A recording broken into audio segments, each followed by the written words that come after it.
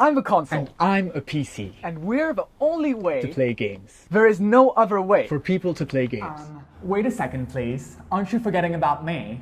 Who the heck is that guy? I'm a smartphone, and I actually make more money on games than both of you combined. Wait, is that actually right? Yeah, that checks out. Smartphone games represent 49% of all gaming revenue last year. I think it's high time you started paying attention to me. Here's a fun mobile gaming fact. In South Asia, 70 to 80% of gaming revenues come from mobile games. I wonder why. I'm sure you're dying to know why that is. And as it just so happens, I've got a call with someone who's been working on that same topic. From Tech Asia, I'm Alfie. Let's dive in.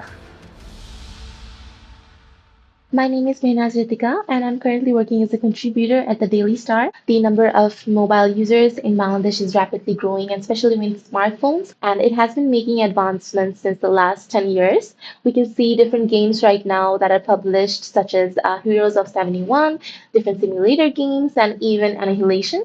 How come our mobile games so popular?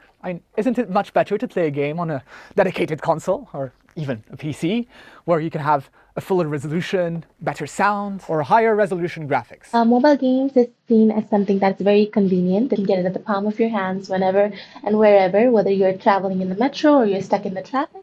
Consoles and PCs are quite expensive. Unless you really care about gaming, most people are probably going to go with what's in their pockets already. Fair enough. Besides, handheld consoles are quite popular as well. Mobile gaming used to be considered as something that was meant for perhaps the younger generation or the older generation, but now it's not just the grandmas playing Candy Crush Saga or little children on their phone and on their iPads anymore. Mobile gaming specifically is something that brings them all together, irrespective of their gender and the backgrounds. That's actually a really good point. Gaming in general has a reputation for being a really toxic community. Mobile gaming has a huge mainstream appeal, and these new players that came in are actually part of a reason why gaming has become much more inclusive in the past couple of years. When we talk about monetization, the first thing that comes to mind is Google, whether it's from in-app purchases or it is from the Google AdSense revenue. Let's go over this in more detail. So game studios have three choices when they want to publish a game. First off, publishing a game with an upfront cost. That isn't quite popular in the mobile space because people are used to just downloading a free app. So the second option is in-app purchases. Let's take Candy Crush as an example. Candy Crush allows you to play a certain amount of rounds per day. That is, if you're a free user. If you decide to pay for an in-app purchase, you can buy boosts or other power-ups which allow you to have an easier time with a game or not have to wait.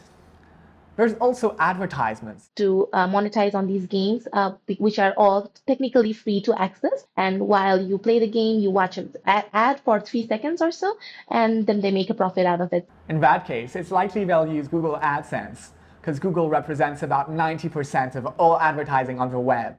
In Google AdSense, there are different tiers, and Bangladesh falls in the tier 3 category. The revenue streams are definitely lesser than, let's say, perhaps tier 1 countries like US, UK, Australia, and so on. The cost of marketing and the cost of publishing the game also comes lower.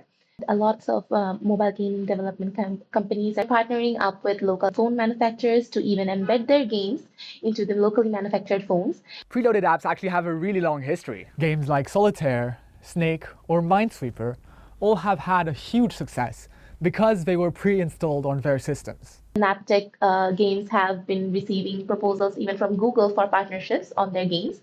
So this is something that is definitely big for the whole mobile gaming industry right now in Bangladesh. But with any advertisement supported or free-to-play media, there's always a few issues that come up. First off is how they handle personal data collection. Games and other applications can actually collect a shocking amount of data about you and sell it to the highest bidder. This has become a hot button issue with regulators around the world. And secondly, is gambling. There are certain games, they end up promoting gambling with the loot box issues. Loot boxes, which are in the process of being banned in Europe for being too much like gambling for children.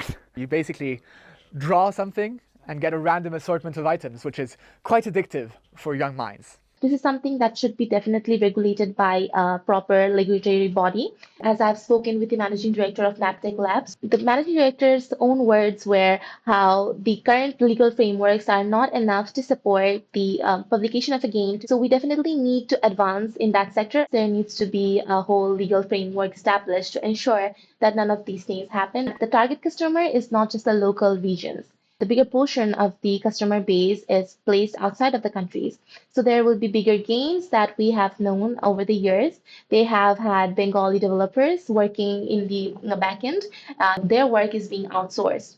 So definitely that is something that is a staggering point to mention when it comes to the development, because most countries really focus on the local homegrown games. With proper initiatives from the government and training sessions and more awareness from the people in general, we can have a prosperous future in this sector, and it definitely, we can say that the game is on.